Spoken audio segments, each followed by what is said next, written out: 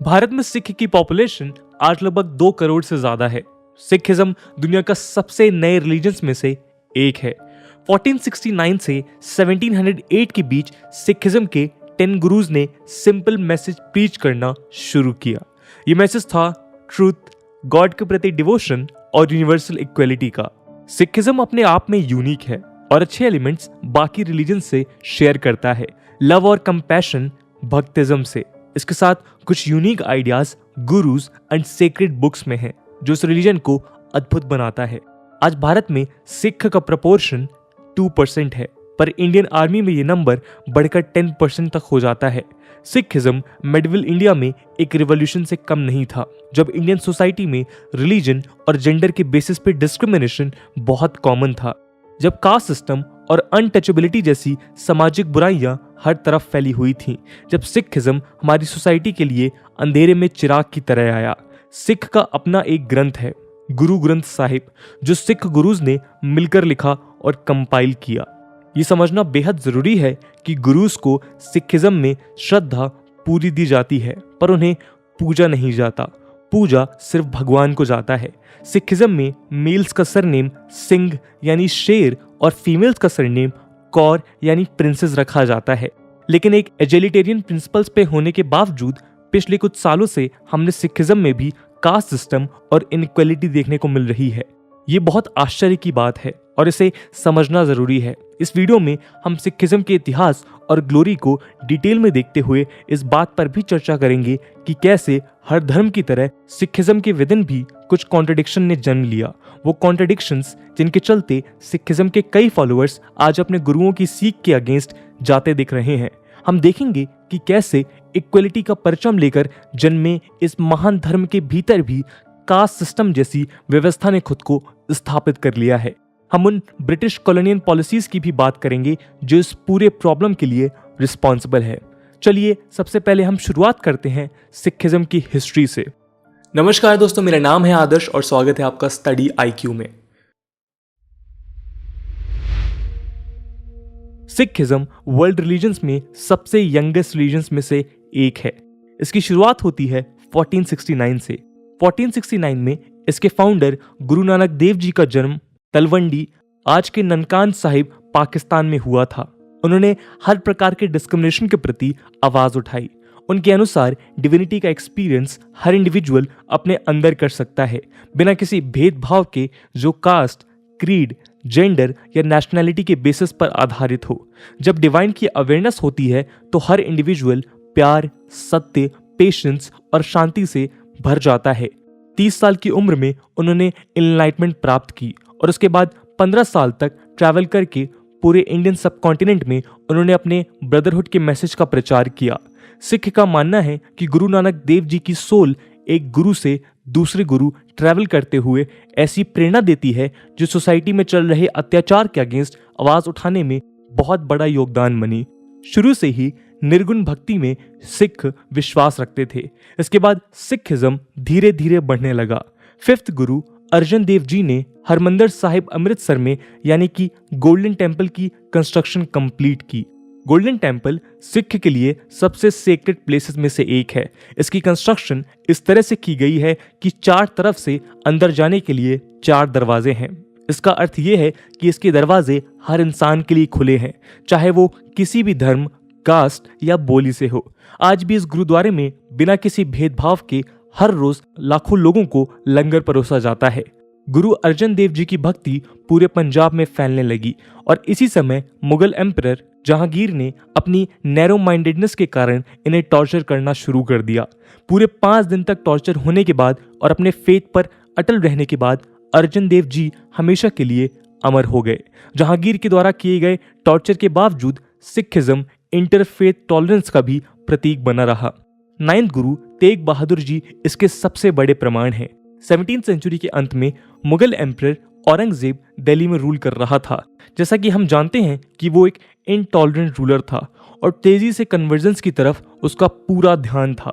जब कश्मीरी पंडित्स को फोर्सफुली इसके द्वारा कन्वर्ट किया जा रहा था, तब तेग बहादुर जी से पूछने पर उन्होंने कहा कि मुगल एम्परर को कह दिया जाए कि अगर औरंगजेब तेग बहादुर जी को कन्वर्ट कर लेगा तो वो भी सब मान जाएंगे।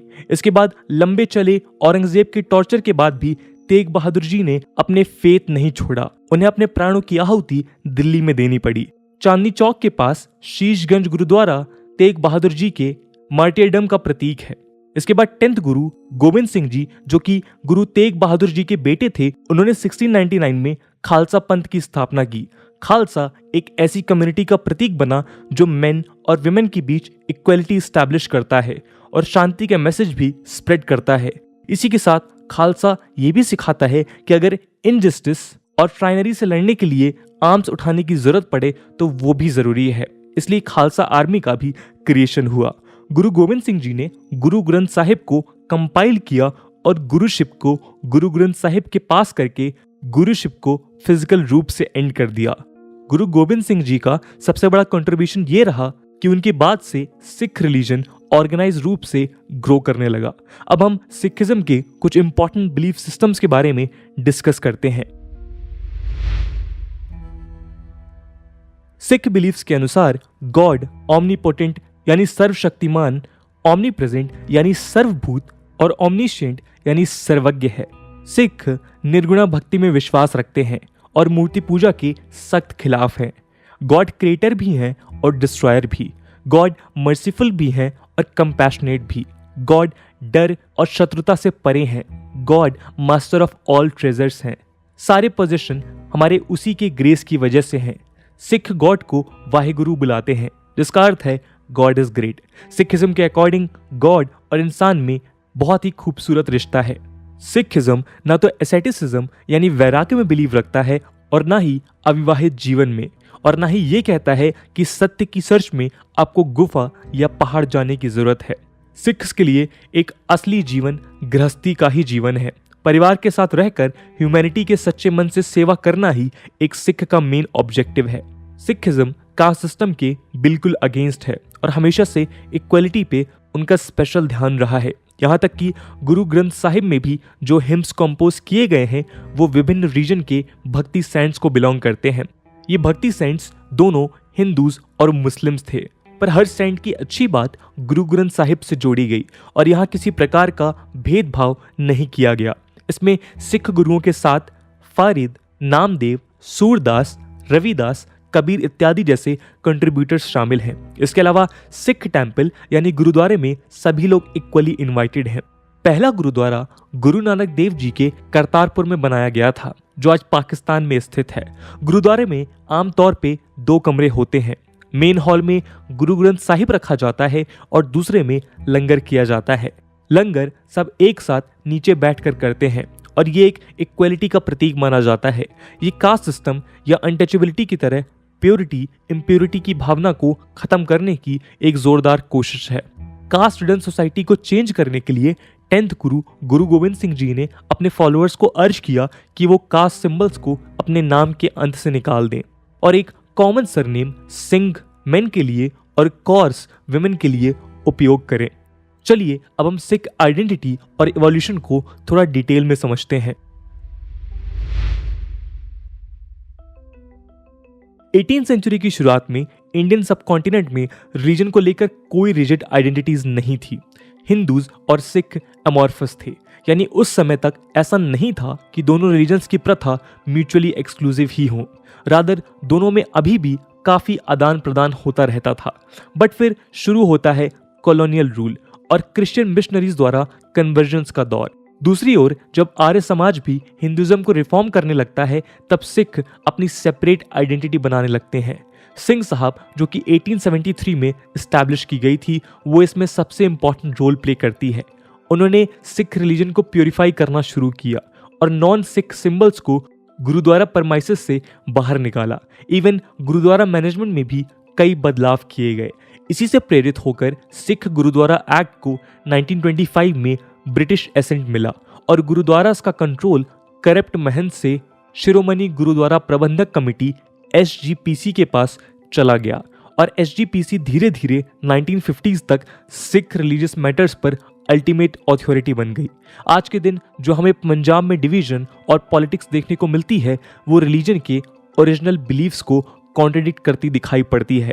ऐसा कहा जाता है कि 2008 में एसजीपीसी ने पावर पॉलिटिक्स के लिए सिख कम्युनिटी को पोलराइज करना शुरू कर दिया।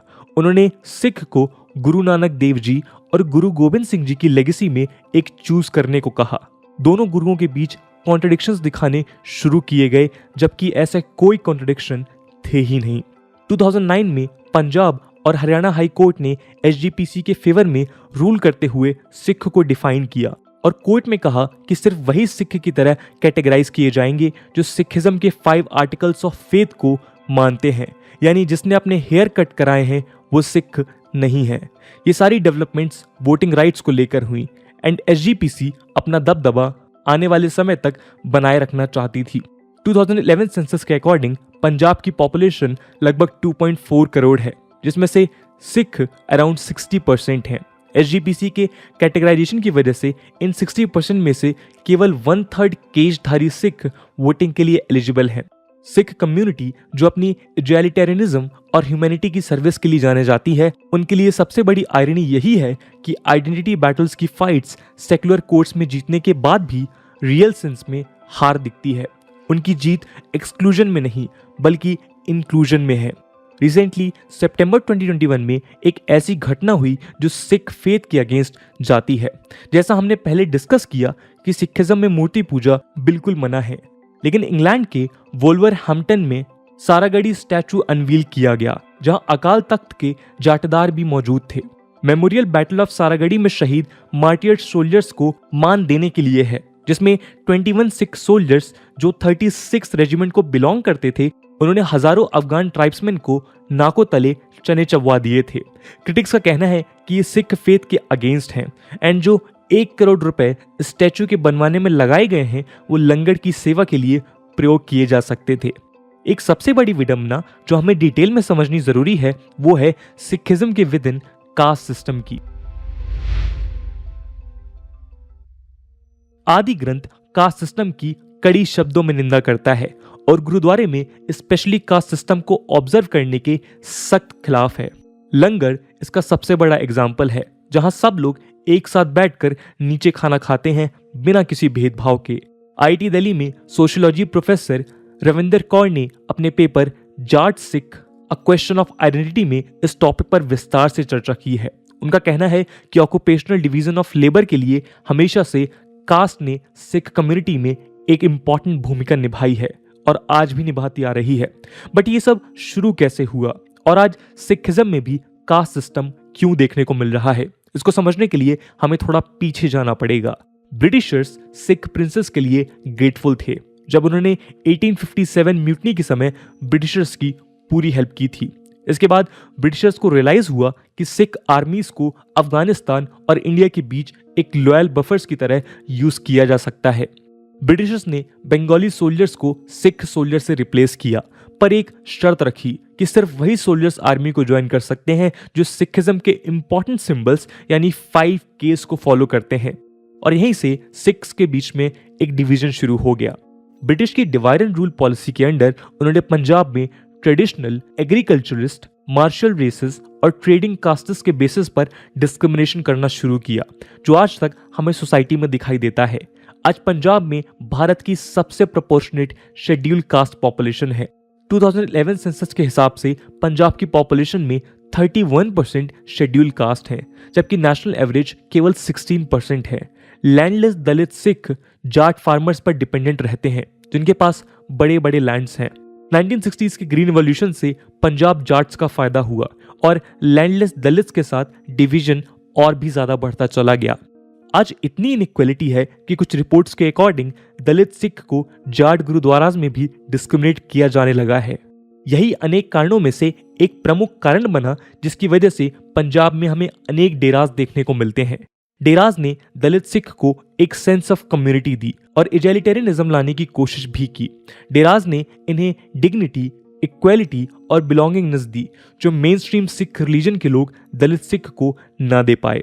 राधा स्वामीज, सच्चा सौदा, निरंकारीज, नामधारीज, हांडलीज, दिव्य ज्योति जागरण संस्था, भनियारावाला और रविदासियास कुछ आज भी प्रमुख डेराज पंजाब और आसपास के स्टेट्स में एग्जिस्ट करते हैं। देश सेवक Chandigarh based Punjabi language regional daily द्वारा 2009 की एक स्टडी के अनुसार पंजाब में करीब 9000 सिख और नॉन सिख डेराज हैं। इनमें से कई डेराज लिविंग गुरु में विश्वास रखते हैं और यहाँ तक कि उनकी अपनी होली बुक्स भी हैं। वर्शिप बाबा का रोल स्पिरिचुअल गाइडेंस से बढ़कर अब सब्सिडाइज राशन और मेडिकल केयर में भी फैल गया है। पिछले कुछ सालों में कंजर्वेटिव सिख इन डेरा को अपोज करते हैं। ये बदलती हुई पंजाब की सोसाइटी सबको आश्चर्यचकित कर देती है। सिखिज्म इंडिया में आया ही एक तरह से ब्राह्मणिक सिस्टम के अगेंस्ट रिवॉल्ट के रूप में था। शुरू से ही इसने कास्ट सिस्टम और किसी भी और तरह के डिस्क्रिमिनेशन को अपोज किया है। गुरु नानक जी ने लंगर या फ्री कम्युनिटी किचन इक्वलिटी को प्रमोट करने के लिए ही किया था। सिखिज्म में प्राइस्ट किसी भी एक कास्ट ग्रुप को नहीं बिलोंग करते और मोस्ट गुरुद्वारों में सब इक्वली प्रे कर सकते हैं। लेकिन सिख लीडर्स और दलित्स के बीच बढ़ती इनइक्वालिटी की वजह से सिखिज्म की ओरिजिनल टीचिंग्स एक आयरनी बनती जा रही हैं और इसे हमें रोकने का प्रयास करना है। उम्मीद की जा रही है कि आने वाले समय में हमें न सिर्फ पंजाब में बल्कि पूरे देश में इक्वालिटी और ब्रदरहुड की भावना बढ़ती दिखाई देगी। सिख ने आर्मी से लेकर ग्रीन रिवॉल्यूशन की सक्सेस स्टोरी में अपना बढ़ चढ़ कर योगदान दिया है और आगे भी ऐसे ही कामना है कि सिख न अपनी सिर्फ कम्युनिटी बल्कि पूरे देश को उन्नति की राह दिखाएंगे। दोस्तों, इस पूरे मुद्दे को लेकर आपका क्या ओपिनियन है कमेंट सेक्शन में जरूर बताइएगा। आई होप आपको वीडियो पसंद आई होगी और अगर पसंद आई है तो अपने दोस्तों के साथ शेयर करना मत भूलिएगा। हम मिलते हैं अगले वीडियो में, तब तक के लिए जय हिंद, जय भारत।